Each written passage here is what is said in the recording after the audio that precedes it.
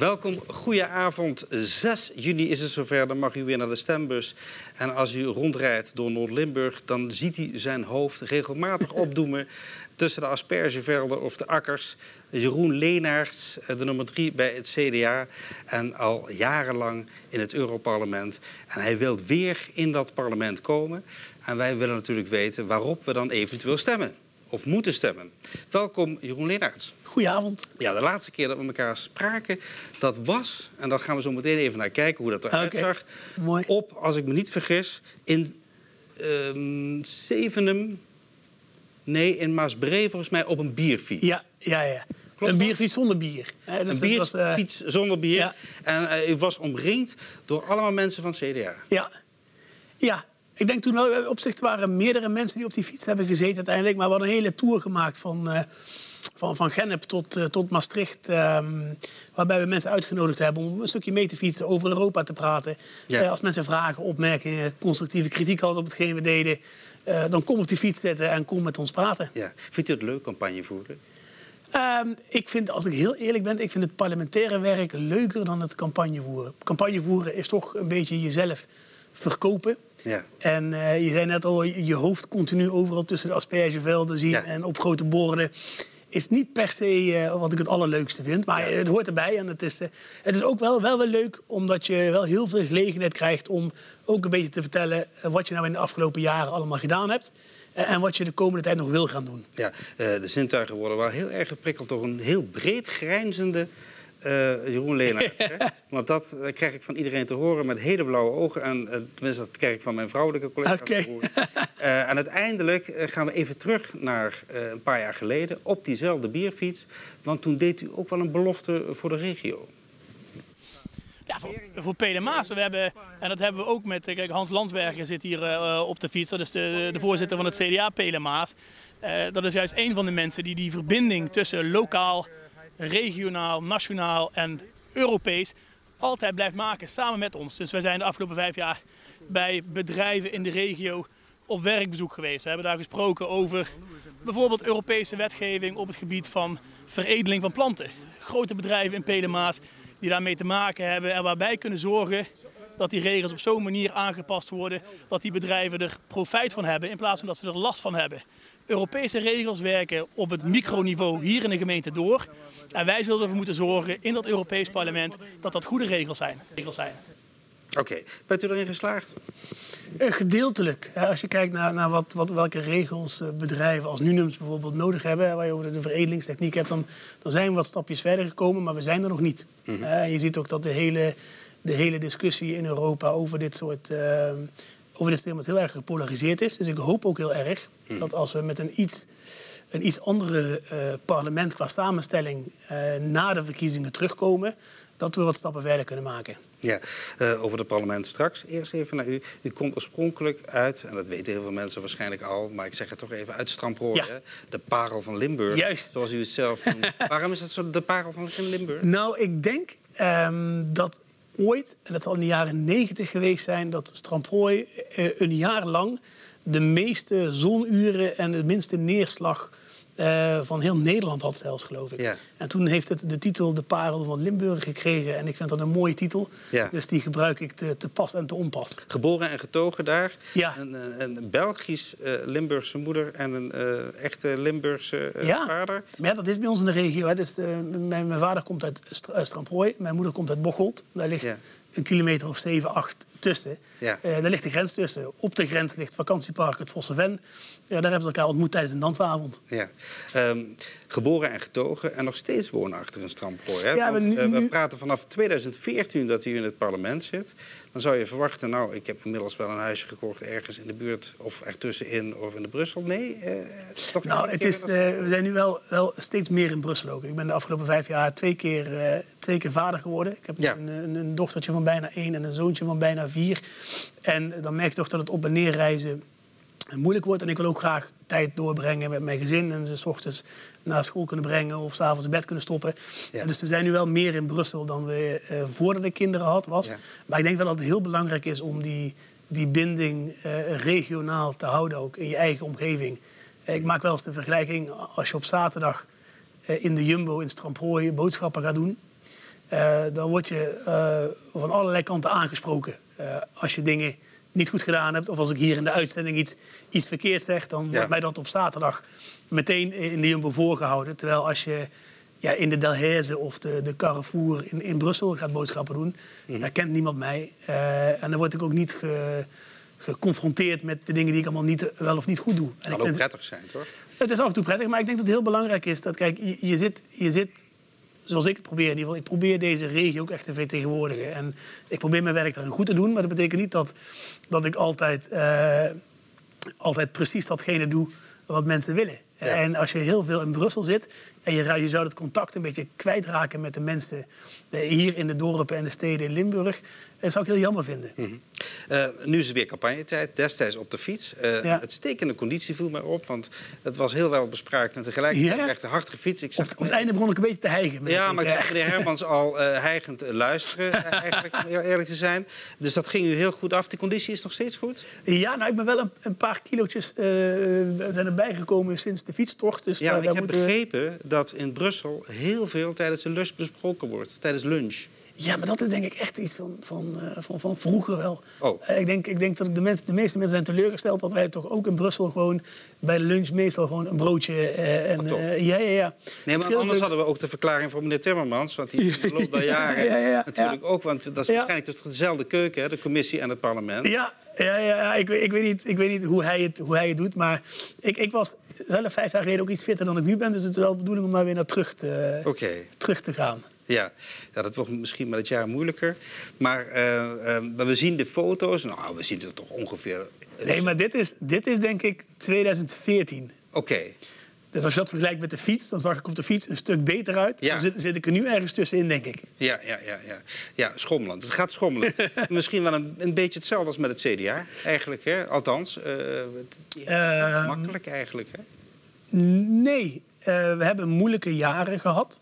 Ik heb wel oprecht het gevoel dat we nu weer op de goede weg zijn. Om bijvoorbeeld te geven, afgelopen zondag hadden we in Kasteel Limbricht de Thuis in Limburg-dag, de familiedag van het CDA. Er waren rond de 250 mensen aanwezig. Iedereen zat weer goed in de sfeer. Ook grote vertegenwoordiging van hier Pele Maas. Dat is heel mooi. En je merkt dat mensen vergeleken met een jaar geleden weer heel positief zijn over het CDA. Dat ze tevreden zijn met hoe Henry Bontebal dat doet in Den Haag. Gewoon rustig, fatsoenlijk, op de inhoud gericht politiek bedrijven vanuit je waarden. En ik vind het mooi als je naar Henry Bontebal kijkt. Hij vertelt een verhaal en hij vertelt niet alleen het verhaal, maar je ziet ook dat verhaal komt echt uit zijn tenen. Hij gelooft daarin. En dat hebben we in het verleden wat te weinig gehad. Dus heel veel mensen zijn weer blij met het CDA. Dat vertaalt zich nog niet altijd in heel veel stemmen en zetels. Dus dat is een stap die we nu moeten zetten. En ik hoop dat we dat eerste stapje volgende week donderdag al kunnen zetten. Het leeft nog niet. Het EK leeft nog niet, wordt dan wel eens gekscherend gezegd. Het EK is een weekje later, begint dat. Maar de Europese verkiezingen, dat is ook nog niet headline nieuws. Hoe komt dat? Zijn ze te veel bezig met Dick Schoof en het kabinet? Je merkt dat het sowieso moeilijk is, ook 5 jaar geleden, om de Europese verkiezingen echt te doen laten leven. Maar dit jaar is het extra moeilijk, omdat alle aandacht echt opgeslokt wordt door wat er in Den Haag gebeurt met de formatie. Ik vind dat heel jammer. Ik begrijp ook niet soms de keuzes die erin gemaakt worden. Ik zag bijvoorbeeld, volgens mij eergisteren bij WNL werd een debatje over Europa georganiseerd. En dan halen ze 3 Tweede Kamerleden om over Europa te praten in plaats van 3 Europese lijsttrekkers bijvoorbeeld. We hebben nog een week te gaan. Ik hoop dat het de komende week echt fors gaat leven. Want het is ook belangrijk dat mensen gaan stemmen. En dat ze ook een beetje een idee hebben waar ze op willen stemmen volgende week donderdag. Ja, ik ga toch even naar Den Haag met uw permissie. Ja? Want daar is een soort hoofdlijnenakkoord nu opgesteld. Ja. Dick Schoof moet dat gaan leiden.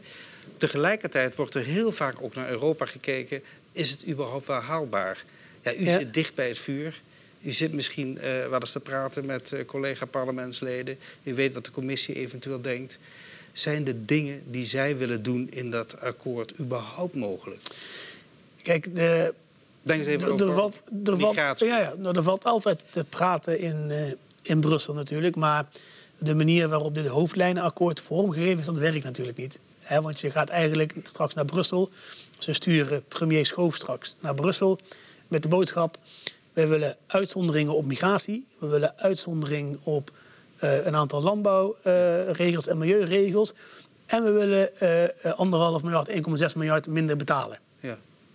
Ja, we komen alleen maar dingen vragen. Worden ze een klein beetje uitgelachen dan? Nou ja, uiteindelijk, je zult met ook iets moeten komen brengen, bedoel ik maar. En ik vond het ook wel typisch.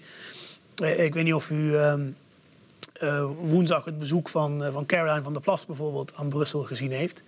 Dus de BBB is zo'n partij die loopt nu al weken te roepen. We moeten gewoon eens naar Brussel en met de vuist op tafel slaan. Ja. Dan krijgen we dingen voor elkaar. En dan gaat ze gisteren naar Brussel en de eerste boodschap na het gesprek is van ja, je kunt ook niet altijd met je vuist op tafel slaan. Dus het blijkt me weer dat het altijd makkelijker is om vanuit de oppositie hele forse woorden te gebruiken, hele grote verwachtingen te creëren, dan het daadwerkelijk waarmaken. En het is nu aan dit kabinet straks om de grote verwachtingen, die ze ook bij heel veel kiezers, ook hier in de regio, hebben gewekt, om die ook waar te gaan maken. En als ze niet waarmaken, om dan niet met het vingertje te gaan wijzen naar Brussel of de rechters of de ambtenaren of de media of wie dan ook. Zij hebben die verwachtingen gewekt, zij moeten ze waarmaken. Heel veel mensen hebben natuurlijk bepaalde partijen gestemd die een anti-Brussel, anti-Europees parlement stemming hebben. Wat is het grootste misverstand wat bestaat rondom het Europees parlement? Dat is een interessante vraag. Ik denk, waar ik mij wel eens aan stoor in ieder geval, is dat we soms doen alsof Europa een beetje op een eilandje ligt, waar we zelf geen onderdeel van uitmaken. En dat onze ministers eens in zoveel tijd een keer naar dat eilandje reizen, gaan onderhandelen met andere ministers en dan terugreizen naar Nederland en dan hebben ze iets gewonnen en iets verloren. Terwijl volgens mij moet je Europa veel meer zien als een gezamenlijk project waar Nederland onderdeel van is. We hebben ministers zitten die aan tafel, we hebben een commissaris zitten, we hebben Europarlementariërs. Wij zijn zelf mede verantwoordelijk voor wat er daar gebeurt en we zijn daar onderdeel van. En dat is denk ik heel belangrijk om dat wat meer te benadrukken, dat het ook voor de lange termijn voor Nederland gewoon heel belangrijk is dat wij daar ons werk blijven doen. Ja, deze verkiezingen, die nog niet echt leven, zijn misschien wel, als je het dadelijk historisch gaat bekijken of eventueel naar de uitslag gaat kijken, wel heel erg belangrijk, heb ik de indruk. Ja. Omdat heel veel landen een beetje naar de rechterkant schuiven, radicaal rechts of extreem rechts, hoe je het ook wil noemen. Dat zou toch ook kunnen betekenen dat heel veel mensen denken, nou, ik laat juist het tegengeluid horen. Wellicht gaat het ook gebeuren. Ik heb altijd de afgelopen 3 verkiezingen waar ik actief bij betrokken was, waren er altijd van tevoren geluiden. Nu gaan de eurosceptici of nu gaan de rechtse partijen, er komt een rechtse golf. Ik weet niet of je de verkiezingen van 5 jaar geleden nog kan herinneren. De avond voor de verkiezingen werd een debat in Nederland georganiseerd tussen 2 partijen. De 2 grootste kanshebbers om de grootste partij in Nederland te worden. Ik weet niet of u nog weet welke dat waren. Weet ik uit mijn hoofd niet. Nee. Thierry Baudet en Mark Rutte. Oh dus, rechts of heel erg rechts. Ja. De dag daarna ging Frans Timmermans namens de PvdA met de bloemen lopen veruit de grootste partij. Ja. Dus we moeten eerst afwachten wat er straks op 6 juni gaat gebeuren. Maar ik denk wel dat het heel belangrijk is, en dat is ook onze boodschap als CDA. We leven in een tijd van grote uitdagingen. Daarin hebben we een sterk Europa nodig. En partijen die alleen maar naar het Europees Parlement willen gaan om dat Europa af te breken en Europa te verzwakken, die moeten niet de meerderheid krijgen. En wij zullen vechten om dat te voorkomen. Ja, 2019, wat was destijds de slogan van het CDA in de verkiezingen? Voor een slagvaardig Europa. Voor een slagvaardig Europa. Wat is dit jaar de slogan? Een fatsoenlijk Europa. Fatsoenlijk. Dat woord fatsoenlijk komt heel vaak terug bij het CDA. Hè? Het is een beetje de lijn die onder Henry Bontebal is ingezet. En het klinkt voor sommige mensen een beetje oudbollig. Maar tegelijkertijd, als je kijkt naar de politiek van vandaag, waar er steeds meer geroepen, gescholden, op de persoon gespeeld wordt in plaats van op de inhoud, dan denk ik dat we met z'n allen best een beetje fatsoen kunnen gebruiken. In de samenleving, in de politiek, zowel in Den Haag als in Brussel. Ja, 2019, kan ik me nog herinneren, was een sterk Europa in de wereld heel erg belangrijk. Ja. Deze keer staat bovenaan, en dat laat zich eigenlijk al een beetje raden, natuurlijk veiligheid. Ja. Is het niet zo, nu er een oorlog is op het continent van Europa, dat de Europese landen of de Europese Unie eigenlijk alleen maar hechter wordt? Zou moeten worden, als je een vijand krijgt. Maar ook omdat we heel erg geconfronteerd worden met onze eigen naïviteit. Ik weet niet, als je het verkiezingsprogramma gelezen hebt... we beginnen met een quote van Jaap de Hoop Scheffer... die heel simpel zegt... in 1989 heeft Europa een klapstoeltje gepakt, een glas wijn... en rustig achterover geleund om toe te kijken hoe Amerika onze veiligheid verzorgde... Rusland voor onze energie zorgde en China voor onze spullen. En dat vonden we wel comfortabel zo. En we zien nu dat die positie van comfort ons enorm kwetsbaar gemaakt heeft. Omdat we voor alles afhankelijk zijn van andere landen. En dat willen we niet meer. Nee. Dus daarom is het zo belangrijk dat we voor onze eigen veiligheid op kunnen komen. Dat we voor onze eigen energie kunnen zorgen. Dat we onze eigen maakindustrie in Europa beschermen. Zodat we strategisch autonoom zijn, zoals we het noemen. Dat we zelf onze broek op kunnen houden in een veranderende wereld. Hoe kan het dat ze destijds zo naïef waren? Ik bedoel, de oud-secretaris van de NAVO, secretaris-generaal van de NAVO... die dan toch ook toegeeft dat hij naïef is. Ja. Hoe kan het Europees Parlement, die toch in de gaten heeft wat er in de Krim gebeurt... die in de gaten heeft wat er in Georgië gebeurt... die spanning toch voelt en waar toch veel mensen voor gewaarschuwd hebben... hoe kan die naïviteit er dan toch insluipen? Nou, dat is een goede vraag. Kijk, in de eerste periode na 1989 was natuurlijk overal heel breed optimisme in Europa. We dachten echt dat de Koude Oorlog voorbij was en dat we een periode in zouden gaan van vrede en goede betrekkingen. Ik denk als je deze vraag aan mijn collega's stelt uit bijvoorbeeld de Baltische Staten of Polen, die zijn er oprecht heel boos over dat de Europese landen en ook Amerika niet op tijd heeft ingezien hoe gevaarlijk de situatie eigenlijk is. Want zij waarschuwen hier al jaren voor. Het simpele feit is dat het ook heel moeilijk is voor Europa om goed te reageren. Omdat bijvoorbeeld als het gaat om buitenlands beleid ieder land een veto heeft. Een land als Hongarije van Viktor Orbán. Ja. En dat hebben we ook gezien de afgelopen jaren. Als wij hulppakketten willen geven aan Oekraïne, dan vetoot hij dat. Blokkeert hij het gewoon. En dat zie je ook in ons verkiezingsprogramma terug. Daar willen wij naar de toekomst vanaf. Als wij Europa echt slagvaardig willen maken, dan moet je ook buitenlands beleid, zoals hulppakketten, zoals sancties voor mensenrechten, moet je met meerderheid van stemmen kunnen gaan doen. Omdat je anders continu verlamd wordt door 1 van de 27 lidstaten. Hoe denk je dat mensen stemmen? Want ik weet dat bij de landelijke verkiezingen had het CDA een verkiezingsprogramma en een verkiezingsprogramma eenvoudig opgeschreven. Dat kan ik me nog herinneren. Ja. Volgens mij hebben jullie dat nou niet. Hè? Het is volgens mij een 57 bladzijdes lijvig rapport, maar niet eenvoudig opgeschreven. Denk je dat kiezers überhaupt die verkiezingsprogramma goed doorspitten? Dat denk ik niet. Ik denk dat het percentage van de kiezer die daadwerkelijk de verkiezingsprogramma's helemaal leest, heel beperkt is. En daarom denk ik ook dat het heel belangrijk is dat alle kandidaten van al die partijen ook campagne proberen te voeren en zoveel mogelijk proberen uit te leggen wat onze plannen zijn voor de komende jaren. En ik heb het ook daar hebben we het op de fiets ongetwijfeld ook over gehad. We proberen dat door zoveel mogelijk aan te schuiven bij allerlei bijeenkomsten in de regio. Maar ook door heel veel mensen naar Brussel te halen. Ja. We hebben ik geloof het er 25.000 mensen al. 4 weken geleden hebben we de 25.000ste bezoeker ontvangen. Ja. 25.000 mensen waar je mee het gesprek over Europa aangegaan bent. En ik vind dat heel belangrijk. Ja. En ik zou er dus heel graag ook nog... Als u niet in het parlement komt, kunt u altijd nog reizen gaan begeleiden of reizigers gaan begeleiden? Zou ik oprecht, denk ik, heel leuk vinden. Ja. Nee, maar het is echt leuk, omdat die mensen hebben een leuke dag. Je hebt 1 uur, 1,5 uur de tijd om echt over Europa te praten. En ook even te toetsen of datgene waar wij in dat gebouw achter u allemaal mee bezig zijn, of dat er nog enigszins resoneert met waar mensen zich zorgen over maken of waar ze zich mee bezighouden. Ik vind dat heel belangrijk. Ja.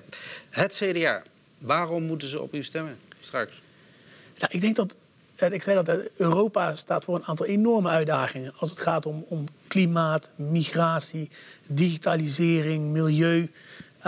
En je hebt dus een sterk Europa nodig om die uitdagingen aan te gaan samen. Maar tegelijkertijd heb je een Europa nodig dat oog heeft voor de lokale cultuur, de geschiedenis, de situatie waarin wij hier in een grensregio actief zijn met grensoverschrijdend werk, ondernemen, liefde, studeren, noem maar op. Ik kan me sterk vergissen, maar is er een partij die dat niet van mening is, dat die zegt, nou, we hebben geen sterke...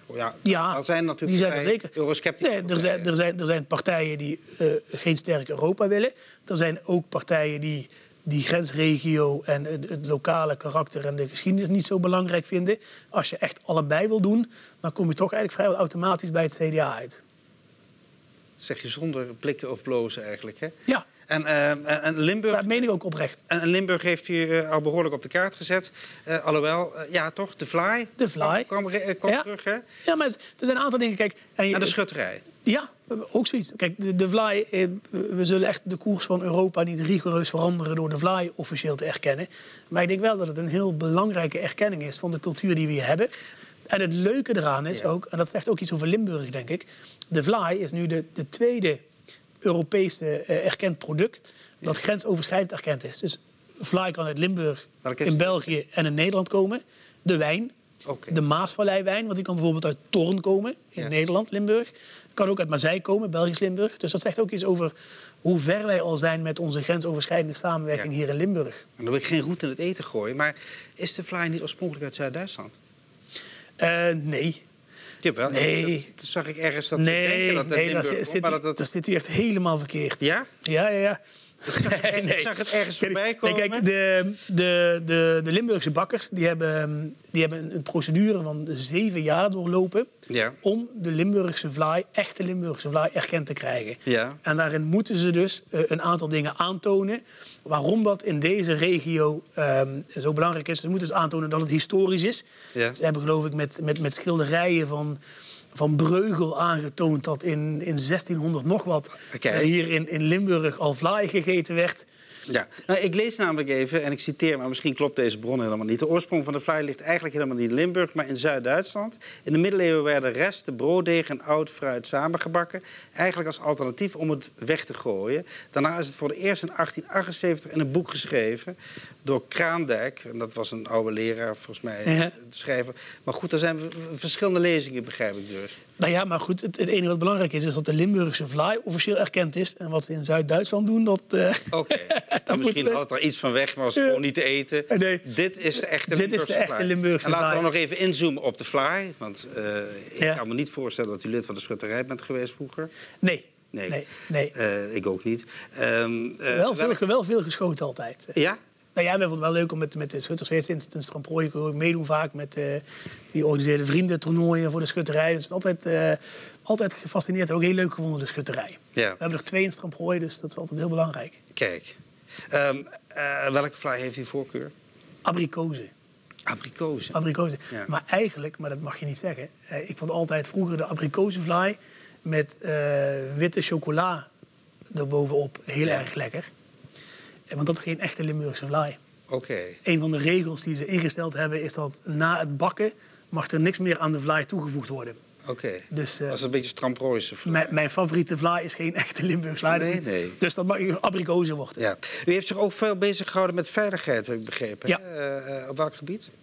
Nou, ik denk dat wat je ziet ook, als je Limburg bekijkt, hebben we zoveel grenzen met België en Duitsland, dat echt wel een uitdaging geeft op het gebied van veiligheid. En dat je dus hele goede regels moet maken in Europa rondom die grensoverschrijdende samenwerking tussen bijvoorbeeld justitie en politie. Een van de dingen waar ik een aantal jaar geleden mee geconfronteerd werd, is dat bijvoorbeeld het heel moeilijk is als je iemand vervolgd hebt in Nederland, maar zijn geld of zijn bezittingen zijn in Duitsland of België, dat het heel moeilijk is om daar aan te komen. Dus we hebben nu nieuwe Europese regels rondom de grensoverschrijdende confiscatie of beslaglegging op goederen. Dat hebben we nu georganiseerd. Dat is heel belangrijk. En we blijven politiesamenwerking verbeteren. We blijven onze informatiesystemen om informatie uit te wisselen verbeteren. En er is nog een hele weg te gaan. Ja. Kijk, u zit al een hele tijd in Brussel. Is het zo dat als u gewoon in het dagelijks leven hier aan Stramprooi loopt, dat je overal van denkt, dat heeft zijdelings met Brussel te maken? Realiseren de mensen überhaupt dat heel veel dingen met het Europarlement en met de keuzes die jullie hebben gemaakt te maken? Nee. We accepteren een heleboel als vanzelfsprekend ook. Als je kijkt ook toen in de coronaperiode bijvoorbeeld. Mijn oma ligt begraven in Bocholt.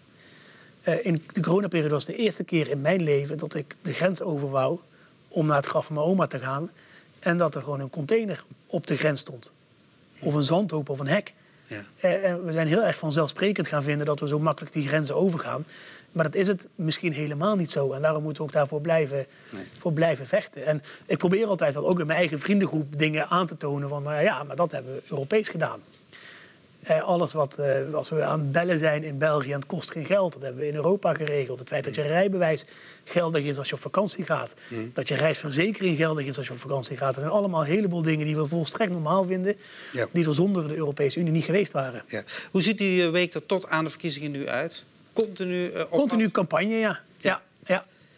Dus we hebben nog een hele drukke week. Ja. En dan het grappige is, als ik herkozen word, dan begint het meteen daarna ook weer. Want dan gaan we vanaf maandag, beginnen we in Brussel weer met de nieuwe fractievorming, het nieuwe parlement neerzetten. Welke partijen komen allemaal wel of niet bij welke fracties. Wie wordt de commissievoorzitter, wie wordt de parlementsvoorzitter. Dus dan gaan we in één ruk door. Ja, ik wil niet zuur zijn. En die peilingen zeggen gelukkig, of waarschijnlijk ook niks. Maar het CDA staat er niet supergoed voor, hè, geloof ik. Nee. Staat nummer 3. Ja. En we staan in de peilingen nu op 2 zetels. Ja, dus dat was er eentje te weinig. Ja. Dus ik ga er met volle goede moed vanuit dat het er 3 zetels worden. Maar ik hoop ook stiekem een beetje dat als we maar 2 zetels halen, dat ik er toch in zou slagen om via de voorkeurstemmen, we hopen dat ik er heel veel krijg in Limburg, toch gekozen te worden. Dat zou, de vorige 2 keer is dat gelukt. Dus ik hoop dat de Limburger mij ook dat vertrouwen weer wil gunnen bij de volgende verkiezingen. 40% gaat vaak naar de stembus. Moeten er meer zijn, hè? Ja, hoe meer, hoe beter. Hoe meer, hoe beter. En ik denk dat er kosten en moeite worden gespaard. Want ik zie u overal opdoemen, wat ik al zei, tussen de akkers, maar ook in dorpen. Andere gezichten zie ik dan eigenlijk niet. Dat doet het CDA overal regionaal voor de andere kandidaten ook? Nee, want we doen het ook voornamelijk zelf. En het is waar, ook vergeleken met 5 jaar geleden had je nog kandidaten als Frans Timmermans. Bijvoorbeeld Vera Tax in Venlo. Ja. Allemaal wel echt bekende gezicht die ook echt een goede campagne voerden. En dit jaar merk ik zelf ook wel dat het niet heel erg ambitieus aangepakt wordt wat dat betreft. Ja. Ik vind dat wel belangrijk. Ik vind het belangrijk om die zichtbaarheid te hebben. Om ook op die manier je eigen steentje bij te proberen dragen om die verkiezingen een beetje te laten leven. Ja. Heel veel mensen die worden raadslid, gaan daarna wethouder worden, gaan daarna bijvoorbeeld, ik zeg maar wat, worden misschien wel burgemeester op een gegeven moment. Met 30 jaar zat u al in het Europese parlement. Eigenlijk heel erg jong, hè? Ja. U bent nu 40. Nog steeds heel erg jong. Dat is nog steeds heel erg jong. U kunt nog alle kanten uit. U wilt nog een keer in het Europese parlement. Hoe gaat uw toekomst er eigenlijk uitzien? Want ik denk, niet dat we ons daar zorgen over maken als u niet gekozen wordt, maar denkt u zelf wel eens aan hoe dat dan eruit gaat zien? Nee, ook omdat ik ben volledig gefocust op dit. Dus ik heb ook geen plan B of iets dergelijks. Nee. En ik ben ook nooit... Ik heb me nooit aangetrokken gevoeld tot de politiek. Dat is misschien heel vreemd. Dat is misschien een gek iets om te zeggen. Maar ik ben vanuit waar ik vandaan kom en mijn interesse in grensoverschrijdende zaken, ben ik uiteindelijk European Studies gaan studeren. En ben ik via de inhoud in Europa bij RIA Omen terechtgekomen. En toen ben ik eigenlijk op mijn eigen verrassing de politiek ingerold. Ja. Maar ik ben wel echt geïnteresseerd in de Europese politiek. De grensoverschrijdende uitdagingen aangaan. En ik zie mezelf niet zo snel bijvoorbeeld in een Tweede Kamer of een ander parlement terechtkomen. Nee, ik vind dit burgemeester worden van Leudal? Het zou prachtig zijn. Maar ik vind dit qua inhoud gewoon fantastisch om te doen. En ik word ook gedreven door die inhoud. Ja. En als dit niet lukt, dan ga ik even goed nadenken over hoe ik die passie op een andere manier kan inzetten. Ja. Ik wil u danken voor dit gesprek. En heel veel succes wensen 6 juni aanstaande. En nog heel veel succes met de campagne. Dank je wel. En ik wil u thuis dank voor het kijken. En een hele fijne avond.